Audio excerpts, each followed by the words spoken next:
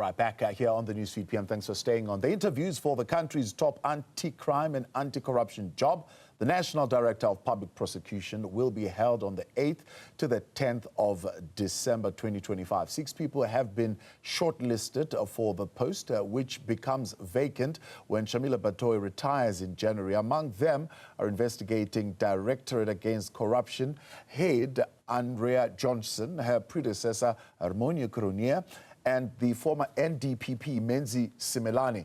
For more on this, we're joined now by Dr. Jean Redpath, a senior researcher at the Dullah Omar Institute. Jean, good to have you, and thank you very much, Doc, for your time this afternoon. Now, speaking to Wayne Duvenage yesterday of Alta, they, of course, wrote to the president calling for more robust laws that govern this particular process of the appointment of the NDPP. But there's an interesting question that they ask. They say, well, it seems the recommendation, or rather even the criteria for selection is not quite clear, but they also have a sense that there are maybe other considerations over and above the normal qualifications that we all think are required here, and so are calling for greater transparency.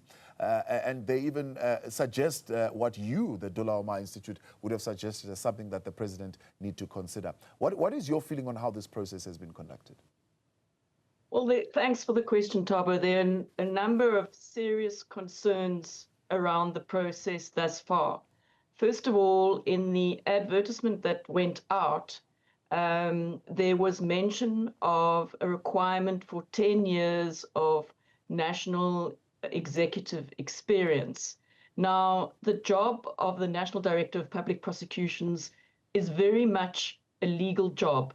They must write the policy, they must write the directives, and they must take representations about prosecutions that happen under them. Those are the key activities of the National Director, and they must oversee prosecutions generally. They do not have original prosecutorial power. But the problem with that requirement is that advocates work for themselves. And so no advocate in private practice would qualify. So it is perhaps unsurprising that 32 people were left off the shortlist, and the only people who made it onto the shortlist are prosecutors and previous prosecutors. And so this is a requirement that doesn't make a lot of sense, particularly as the National Prosecuting Authority does not have its own budget. It's a program in the Department of Justice, and the accounting officer is the Director General of Justice and not the National Director. So again, why is 10 years of executive management experience added on? It appears nowhere in the Constitution and nowhere in the legislation. So that is one of the concerns. The other concern was, of course, prior to this, was the composition of the panel, which excluded the General Counsel of the Bar and excluded the Law Society, both organizations which might be thought to have insight into whether someone would be any good at writing policy, putting together directives, overseeing prosecutions. Very, very legal activities for the National Director. Except for the changing the requirements, the composition of the panel, what else, as far as your report is concerned, should have taken place in this appointment process that has not happened? Well, what we're really arguing is that at the moment, the Constitution says that the president appoints as head of the national executive. So that means in his role as head of the national executive, he appoints. So that, and it is silent on any process that must be followed. Constitutional interpretation would suggest that head of the national executive means they must at least consult the cabinet, which would include their government of national unity partners.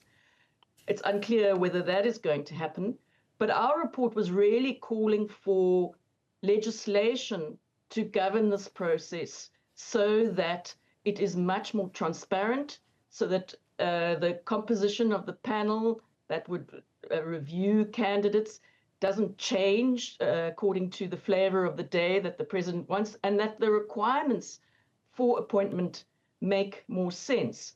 That additional requirement, as I said, is nowhere in the law. The law only has 3 requirements. 1, the right of appearance in all the courts of the Republic, so that's a legal requirement. Number 2, being a fit and proper person, and reading in, because you can't be a national director beyond the age of 65, you must also be under the age of 65. And what would you then want added to that as part of the minimum requirements for the position, out there saying, well, there needs to also be some administrative ability that needs to be demonstrated? I actually think there's nothing wrong with the requirements as a minimum requirements for the shortlist. What a panel needs to assess is whether the person would have that ability to be that overseer of the legal decisions taken by directors of public prosecutions who have the original prosecution power underneath them. For that person to be able to look at the data, look at what's happening, and to realize where problems are happening and where problems are not happening. So a kind of ability to exert oversight.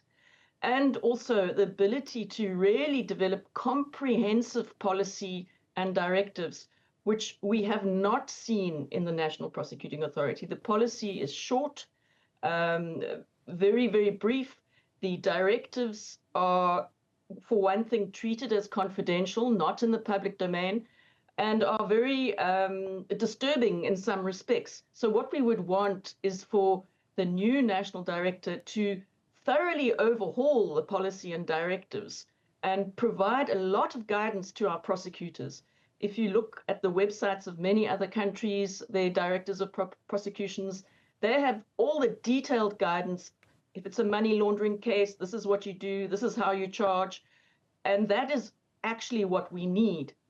The one problem with the requirement that a person have right of appearance in all courts of the Republic is that that's a bit of a complicated requirement in South Africa because of the Legal Practice Act, and because prosecutors are not required by law to be admitted as attorneys.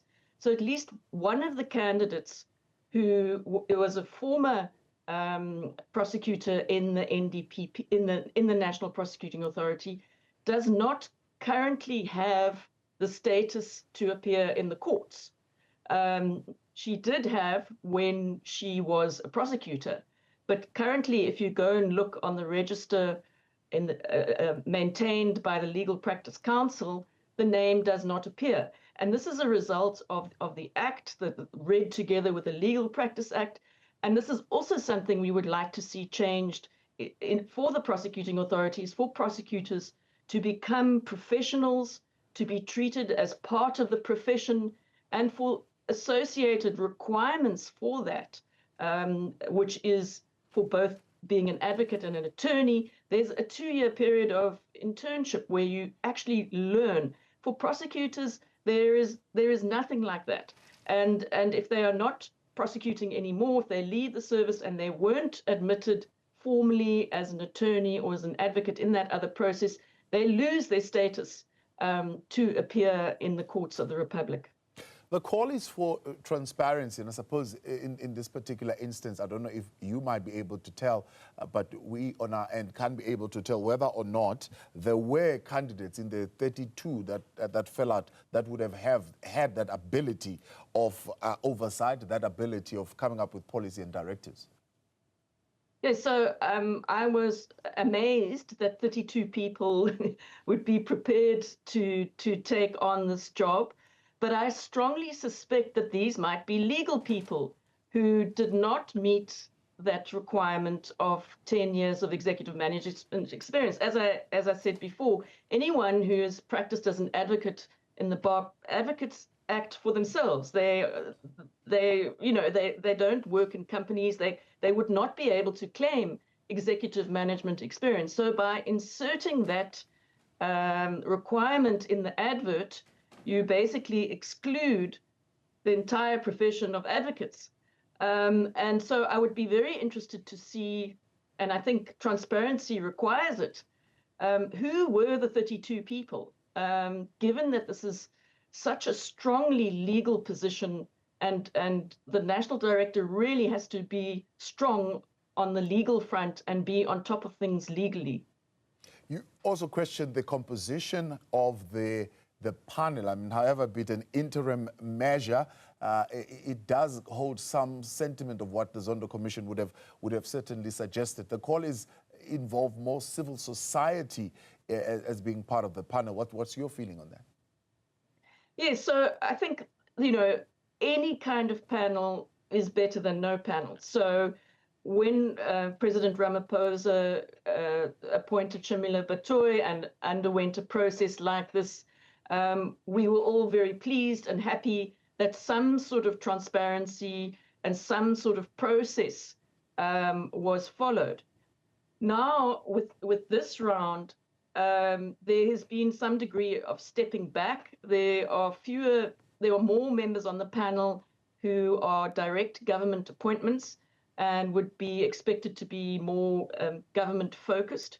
And so that is a concern. And as you say, there isn't sort of representation of the community and of the legal. There are two legal organizations, but they are niche organizations and they're not representative of the entire legal community. So we would want representation of people other than government appointed people. Doc, we appreciate your time. Thanks so much for coming on this afternoon.